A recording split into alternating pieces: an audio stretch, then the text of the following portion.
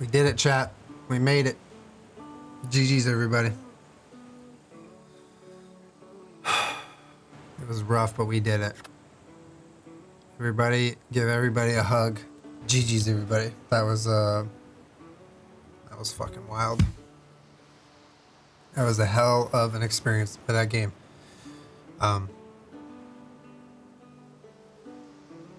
Yeah, I don't know. I just so many thoughts and feelings, man. But like, what a game. What a game. Nothing like I've ever played before. I mean, I know I don't play a ton of playthroughs in story games, but my God, that was just on a entire planet of its own. That game is incredible.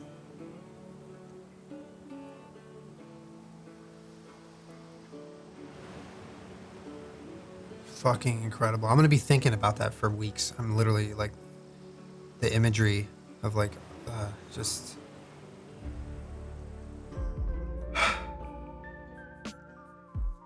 I'm okay, dude. I'm okay. I just, you know, it's like, I'm fine. I mean, I'm fine. I'm just, I want to cry more, and I want to just kind of sit in a dark room and think about that game for like, I don't know, 60 something hours. There's just so much to process, but I feel good. And I also feel, I feel happy that I got to experience that on stream, you know, like I think playing that game is probably amazing and just as cool offline, but since I do this and I hang out with y'all while I game, I think it's for me, it's sort of makes it feel a little bit, I don't know, more special to do it on stream.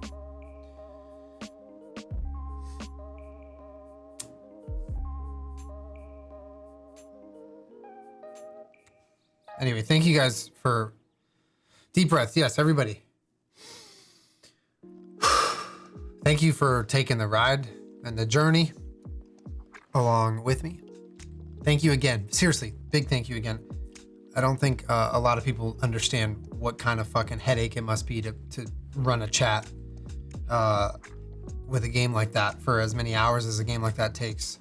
So another big thank you to the mods for making it all run smoothly. I was, you know, I did 1/50th of the work that they did to complete that game. So thank you, mods. Where did you think Ellie was headed at the end? I don't know.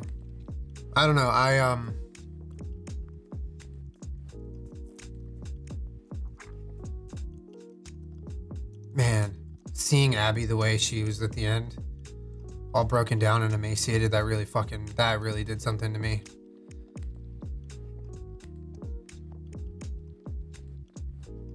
She was like reduced to bits, man. Like that wrecked me, seeing her like that. I was like,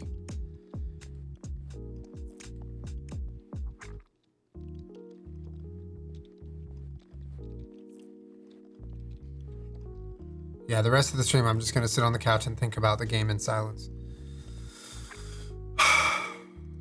Yeah, and like Dina left, JJ, but I almost feel like her leaving that room with all of the artwork and the guitar and the boxes of memories. Like, I almost feel like Dina leaving that room the way it was almost like in case you're still alive and you come back, you know, here's all of, I don't know, your stuff, and here's some memories for you to have, or I don't know. Like, Dina never stopped loving Ellie. It was just like she couldn't take the heartbreak of losing her again, so she left. I don't know where. Maybe Jackson, maybe somewhere new. What do you think about The Last of Us? The Last of Us 3. Like, what do I think about the possibility of a third game? I don't know. I mean, I don't know. Part of me feels like after a story like that, and after a game as good as The Last of Us 2, it's like you're afraid that they're gonna make something else and have it, you know, diminish what you created, because it's like it just went on too long. But then part of me feels like they'd have to go into sort of like a new storyline with new characters, and selfishly I want to play that, you know. I really want to play that. I know they're making an HBO show. I do know that. I've seen it all through the playthrough in my chat.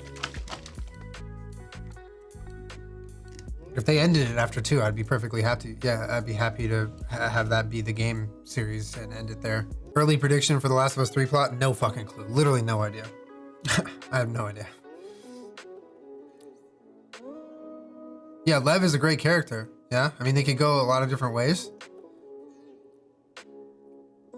So why was Abby strung up? Because she was captured and held captive and then tried to escape. So she was in like the, you know, the worst place to be held captive. Everyone else that we freed was in the jail cell. That's probably where Abby started. But because Abby tried to escape, she was brought out to like just hang on that pole and die. And Ellie cut her down and saved her. Yeah, Left 4 Dead, exactly. It was borderline torture, and like you saw there was a few other bodies that were just completely rotted away. So that's where people go if they're like, I don't know, it's like the electric chair. If that whole place is prison, right? There's solitary confinement, you just go in there and die. I guess solitary is different, but she definitely got like an upgraded sentence for trying to escape, and that's where we found her. Yeah. There's also this like crazy character development that happens throughout the game that you never really expect with Abby and Lev. And you start to understand Abby as a person a little bit, but watching her start to learn to care for Lev and actually take Lev under her wing was very much like Joel and Ellie in the first game. And it, you know, they make that really clear. Like the parallels are like right there for you to see. But I think if anything, like that's what made it so hard is like, she was no longer this just like adversary. She had her own story, and you got to like see that, and you got to see what her morals were like. Lev was so big at the end, he grew so much. Yeah. It was gonna take me a long time to get over seeing Abby at the end. That was a lot. And like, if you notice, something I picked up on is Ellie was back to back with Abby and Lev. They were at their respective boats, and Ellie could have very easily just like let them go away, right? And in that moment, she has a flashback of Joel's face right as he died, when he was bloody and battered at the hands of Abby, right? That's the image that pops into Ellie's brain, is Joel beaten down and killed, right?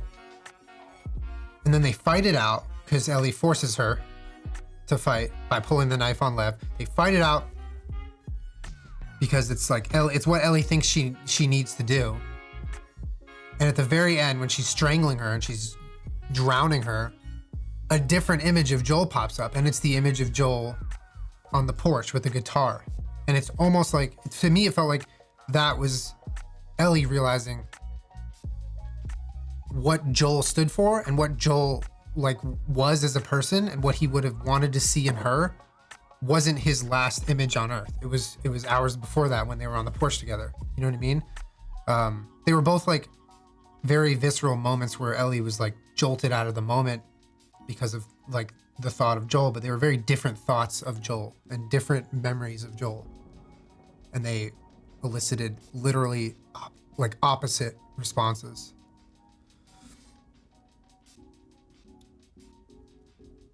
His death isn't him. Yeah, that's well said. That's really well said. And I think there had to be some level of Ellie seeing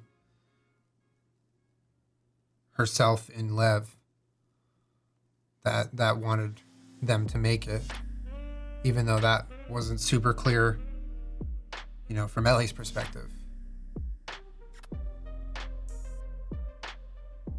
Right, and the last conversation they had was forgiveness. Yes, exactly, Sierra. It was like the porch Joel was the one that like Ellie, you know, remembered when it mattered most. Do you think Abby forgave Ellie? Well, I think the moment Ellie cut Abby down, Abby can't help but be indebted completely to Ellie because she quite literally saved her and Lev's life. Even just for that moment. Cutting them down saved her and Lev's life.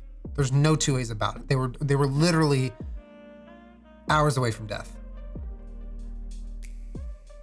And so, you know, in a situation where Ellie cuts them down and then they go their separate ways without fighting, I don't think there would be any reason for Abby to like go after Ellie. I think if anything, it sort of just like puts the whole thing to rest. It's like, it's all even. Joel and Ellie are part of the back porch gang. Oh my God. You're right, they are.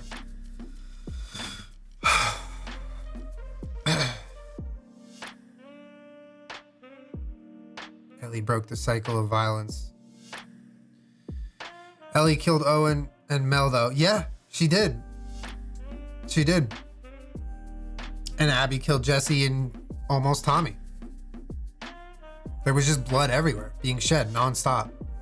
And it was up to one party to stop that. And that party was Ellie at the end.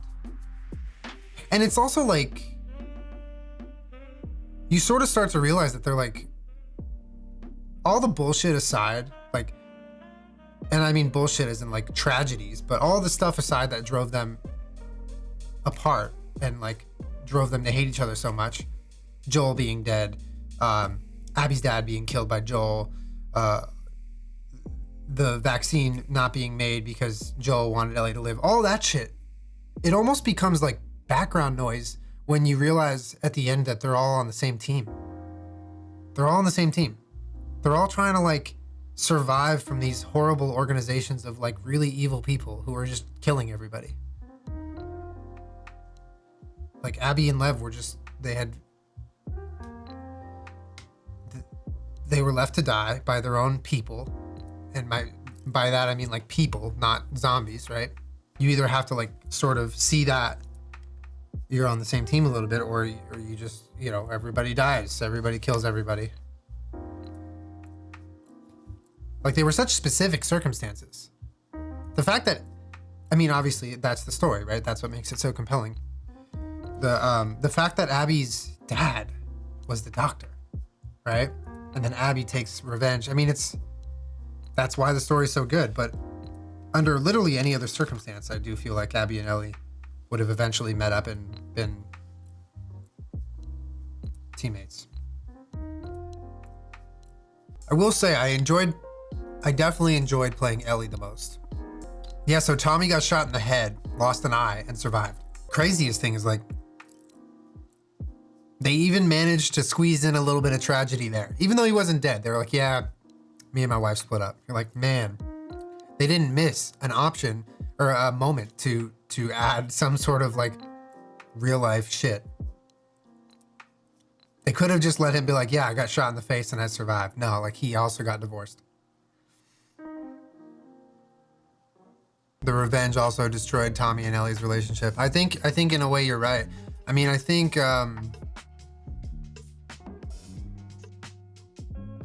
they just both made a choice. Like they both saw red when Joel got murdered. Tommy apparently saw more red than Ellie at first, because Ellie was like, you know, captured and sort of in the middle of it. But they made that choice right then and there at the beginning of the game. They were going for revenge, and so did we. Like that's what the game is. This game is largely like driven by revenge. Whereas the first game, you're just surviving. You're just trying to like make it out alive. And then this game, you've survived. You've made it to this like civilization. Everyone's fine. There's food. You're safe. But no, they took Joel, so we're gonna leave all of that. Do you prefer one or two? They are very different. They're very different games. I don't think any game holds a candle to the second one. It's so damn intense, man. Thoughts on the Seraphites? There's just like a lot of things in this game, and people in this game. They're not. It's not binary. It's not good or bad. It's not black or white. Like there's layers to it. There's a lot of bad Seraphites, and then there was Lev and Yara. You know. They're literally just like every other party in the game. What do you think about the Todds? Fuck the Todds, dude. Todds were bad. What do you think about the gameplay? The gameplay was great. I think it grew on me too. I really enjoyed playing that game. I feel like hard mode was good. Like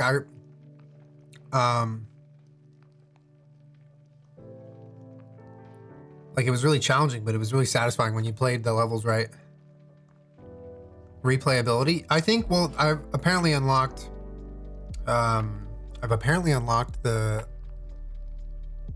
mode where you can just have everything unlocked and maxed out. I'd love to like try it and just kind of see what it's like to have all the max level perks and shit like that. Bottle only permadeath. Bottle only. Can we get a therapy mod? That's a good mod. Do they have that? Good idea, Michaela. I like that. I can't believe I beat the whole game without dying. Yeah, that's one of the other things I can't believe is that we did actually 0 deaths. I was confident, but like we did it, you know? You should have done permadeath. I'd be on level 1 right now, punching my monitor. This many hours later. That's where I would be if we did permadeath. My favorite part was when you yeeted yourself off that cliff. That was literally my only death today. Right? I had a 0 death day and that was the only time I died. I was GG's. GG's to that cliff, dude. Didn't see it coming. Ooh. What's something you didn't like about the game? What's something I didn't like about the game? Pause that. One thing I also did like, and I know I've said it a lot, but holy crap, man, the attention to detail with the firearms in that game, even with the workbenches, everything. So incredibly satisfying that they took the time to really do that shit right. They could have very easily not cared and not made it as detailed, but man, holy crap. Really, really impressive. Really impressive. Worst part of the game. Something I didn't like.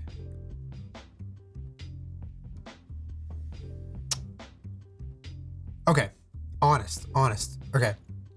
One thing I didn't love is, and this is straight up coming from a streamer's perspective, is some of the levels, and this isn't really any flaw with the game really, it's just sort of its streamability sort of thing, but some of the levels felt like there was no moment to take a breath. And I guess that's sort of like part of the game and the experience, but there were a few Abbey levels that I felt like I literally couldn't stop without breaking the momentum. But I really wanted to stop because I needed to chill for a second. I didn't love the excessive dog killing. Fair enough, that's valid. Like the Rat King. Well, the thing about the Rat King battle is, I don't know if you remember this, but it came at the end of like such a brutally long level. Like there was no breaks. And then at the very, very end, right when you think, like you make your way in and out of the buildings, you are going through the skyscrapers, you deplatform that whole building and you're fighting the whole way down. And it's difficult fights. And after like 3.5 hours of just nonstop, you fight the Rat King and you're just like, my God, can we please just chill, please? I have nothing left. That was my main and only complaint, but it's not even really a flaw with the game. Again, it's just like a streamability thing. Did Joel's death and where it came in the game bother you? Sure, it bothered me. I was playing on hard mode, yeah. That's true. Yeah, it fucking bothered the fuck out of me, of course. I think that's the point though. I mean, if it didn't bother you, you would be playing the rest of the game like, why are we doing this? Who cares? Of course, it has to bother you. Personally, it felt like they almost wanted to get Joel's death out of the way. That's not how I saw it. That's not how I saw it at all. I sort of saw it as like the game and the writing taking you into this horribly traumatic experience really quickly into the game to where it almost like snaps you out of what you thought you were doing and says, okay, pay attention. This is where the game's going. It's not where you thought it was going, all right? Joel's dead. This is a new story, and like, you're gonna play it differently than the last game. You don't know anything. It was almost like the game being like, shut up. You don't know anything. It wasn't Joel's story anymore. But yeah. And it wasn't even really Ellie's 100% either. It was like, there was a lot of different angles to it.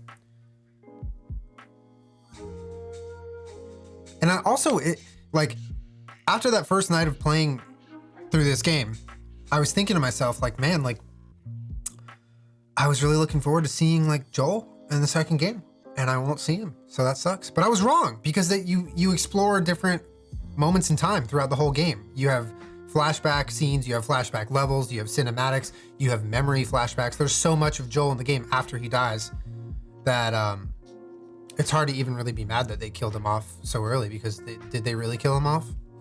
Like, in that timeline they did. They had a very specific story to tell, and they crushed it. Absolutely crushed it. I don't even know how anyone could have been ready for that or expected such a well-told story. It's so good, dude. It's so good. I prefer playing as Ellie to Joel, yeah. Please tell me you climbed the dinosaur.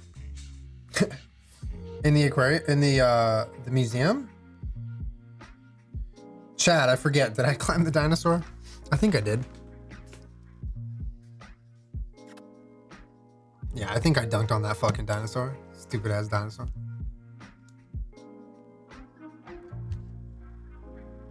Oh, and then we yeeted ourselves off. Oh yeah, jumps into the water. Oh, so you can jump into the water without getting on top of the dinosaur? That's crazy.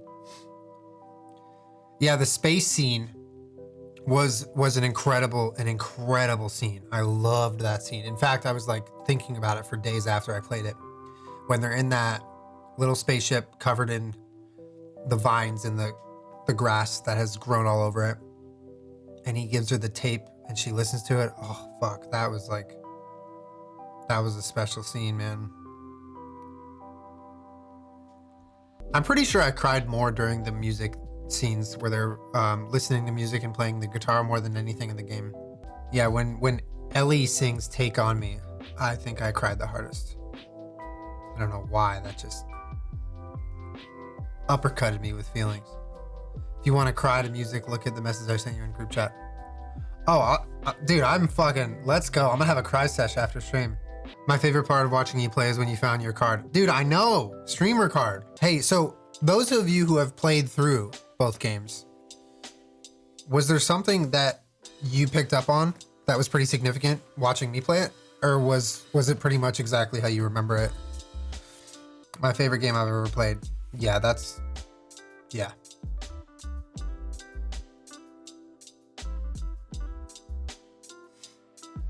The Last of Us series never promises happiness. It's about humanity and human experience. It's messy and complicated and tangled. And I think that's the beauty of these games. Well said, El. Exactly that, yeah. It just hurt more. Learning Mel is pregnant at the beginning. I'm just shocked you're able to crack the safes without the codes. Dude, who needs codes? Come on, just give me the safe. Give me the safe, turn down the rain sound, you know, maybe the wind a little bit, crank that volume up. I usually don't read all the notes, so it was nice hearing you read that. Thank you for saying that. I really did make an effort to try to read all the notes and read them out loud. I definitely felt the game more this time around opposed to when I played it on release day. Yeah. Listen, I know like the hype has died since it came out, and I sort of feel grateful about that weirdly. I know like obviously like you play a game that just gets released and it's hype, and you know you have a lot of people wanting to watch it and stuff like that. But for me, I almost enjoyed it being something that had the chance to sort of exist for a while, just from sitting where I'm sitting.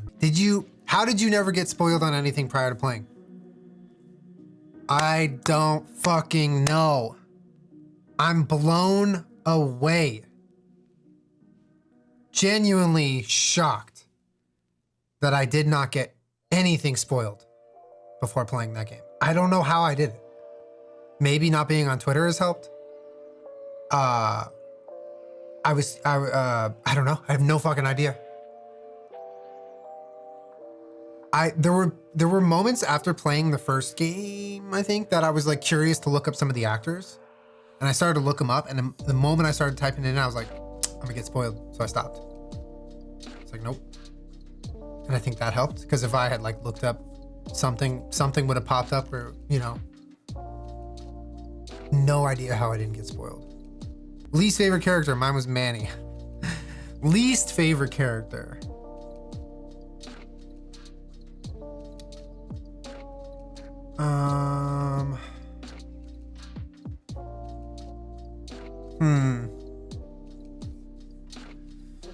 Who was my least favorite character?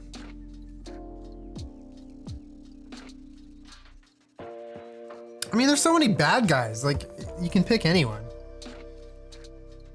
How about it was when we were playing as Abby, and it was the Seraphite leader who was just trying to hang Abby and let us just choke out and die.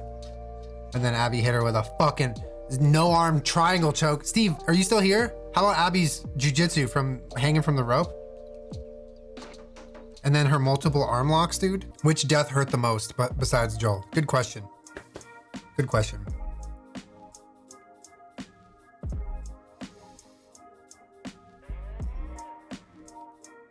Man, that's hard. That's hard. I almost want to say Owen and Mel's from Abby's perspective. That was really rough, dude. That was really rough. Abby coming back and discovering them like that, and then throwing up. Whew, that was bad. Jesse was bad, but they didn't really there wasn't really a chance to, like, a moment to, it just sort of happened. And you didn't get to beat Ellie in that moment. Or Dina. You were immediately switched over to the Abby storyline. So like, there was, you know what I mean? Like, it would have been a lot more heartbreaking to process Jesse's death if you had to stay as Ellie and Dina and see them, but you didn't get to see them. You only saw them months later, But you got to see Abby watch. Like, oh, that was rough. Yeah. Yara was sad too. Yeah, Yara was really sad. But there was like so much trauma going on at this, like in that level, where it was just like you had to keep going or else you would die too. Something about Abby having a moment to just like look at Owen and Mel, and she didn't have to run away from anyone. She wasn't in immediate danger. She just kind of had to like sit there and process it. I think was Abby lost everyone except for Lev. Biggest tragedy is when you threw the dog's ball into the stands. I'll do it again, dude. Just like Joel said, if God gives me the chance to play that moment over, I'm gonna do the exact same thing. I'll do it all over again, dude. I'll do it all over again. Right, yeah. Sierra, yeah. You're forced to kill two people, and then very, very later in the story, you find out how heartbreaking what you just did was. It's like playing a campaign of like a, I don't know, Halo or Call of Duty, and every bad guy NPC you kill, you then have to play their storyline and see what absolute trauma you caused them by killing. Like, it's awful, but it's what makes this game good. Yeah, Peach Pup. That was also the first moment that you start to realize that Abby has empathy. She's not just this like tough gal walking around kicking doors down and doing whatever she wants. Like, she had a nightmare about Lev and Yara and went back for them. That was like a super important moment for her character arc, I feel like. It takes a lot to be able to see and understand Abby's side. Yeah, I agree. I 100% agree. And I think that if you have that, if you're able to find that patience and that like perspective within you when you're playing the game, you're rewarded for it at the end.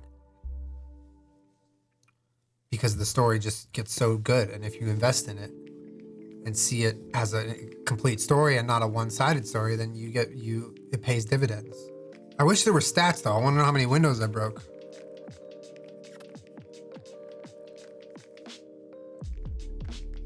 Right, L, yeah. Seeing Abby at the end was so fucking rough. Visually, that might have been the most traumatizing thing in the game. That might have been the most fucking traumatizing thing in the game. Seeing Abby in the state she was at the end. I wanted to just give her a hug. Like, that was hard to see. And holy shit, like, the animation, man. I've never seen a game, like, I've seen movies do that sort of makeup and make someone look emaciated like that, but like, I've never seen that so well done in a game. Jesus. She would have died if it wasn't for Ellie. I know, that's what I was saying. It's like, Abby, there's no way that she could ever be mad at Ellie again because Ellie saved her and Lev's life. What did you think of the game? Huh?